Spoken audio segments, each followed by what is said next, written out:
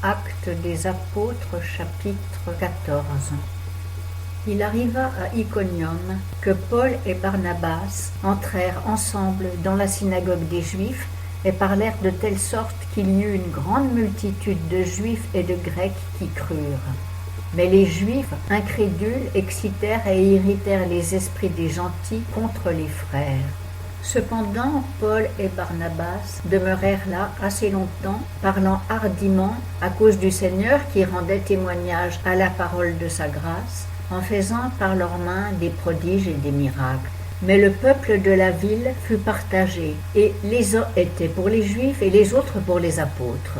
Et comme il se fit une émeute des gentils et des Juifs avec leurs principaux chefs pour outrager les apôtres et pour les lapider, ceux-ci, l'apprenant, s'enfuirent dans les villes de Lycaonie, à Lystra et à Derbe, et dans le pays d'alentour, et ils y annoncèrent l'Évangile. Or il y avait à Lystra un homme impotent de ses jambes qui était assis. Il était perclus dès le sein de sa mère et n'avait jamais marché. Il écoutait parler Paul qui, ayant arrêté les yeux sur lui et voyant qu'il avait la foi pour être guéri, dit d'une voix forte « Lève-toi, droit sur tes pieds ». Aussitôt il sauta et marcha, et le peuple, ayant vu ce que Paul avait fait, s'écria et dit en langue lycaonienne « Des dieux sous une forme humaine sont descendus vers nous ». Et ils appelaient Barnabas Jupiter et Paul Mercure, parce que c'était lui qui portait la parole. Et même le prêtre de Jupiter, qui était à l'entrée de leur ville, vint devant le porche avec des taureaux et des bandelettes, et voulait leur sacrifier avec la multitude. Mais les apôtres, Barnabas et Paul, l'ayant appris, déchirèrent leurs vêtements et se jetèrent au milieu de la foule en s'écriant et disant « Ô hommes, pourquoi faites-vous cela? Nous ne sommes que des hommes, sujets aux mêmes infirmités que vous.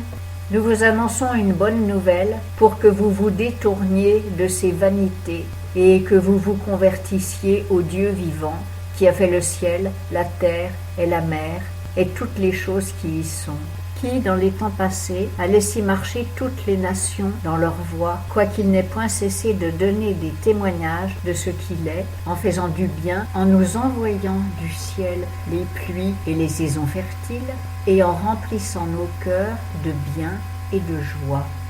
Et à peine en disant cela, purent-ils empêcher le peuple de leur offrir un sacrifice. Alors des Juifs survinrent d'Antioche et d'Iconium, qui gagnèrent le peuple, et qui, ayant lapidé Paul, le traînèrent hors de la ville, croyant qu'il était mort. Mais les disciples s'étant assemblés autour de lui, il se leva et rentra dans la ville. Et le lendemain, il s'en alla avec Barnabas à Derbe. Et après avoir annoncé l'Évangile dans cette ville-là et y avoir fait plusieurs disciples, ils retournèrent à Lystra, à Iconium et à Antioche, fortifiant l'esprit des disciples, les exhortant à persévérer dans la foi et leur représentant que c'est par beaucoup d'afflictions qu'il nous faut entrer dans le royaume de Dieu. Et, après avoir prié et jeûné, ils établirent des anciens dans chaque église et les recommandèrent au Seigneur en qui ils avaient cru. Puis, ayant traversé la Pisidie, ils vinrent en Pamphylie et, ayant annoncé la parole à Perge, ils descendirent à Attalia et de là, ils s'embarquèrent pour Antioche, où ils avaient été recommandés à la grâce de Dieu pour l'œuvre qu'ils avaient accomplie. Et quand ils furent arrivés et qu'ils eurent assemblé l'Église, ils racontèrent toutes les choses que Dieu avait faites avec eux et comment il avait ouvert aux gentils la porte de la foi. Et ils demeurèrent là longtemps avec les disciples.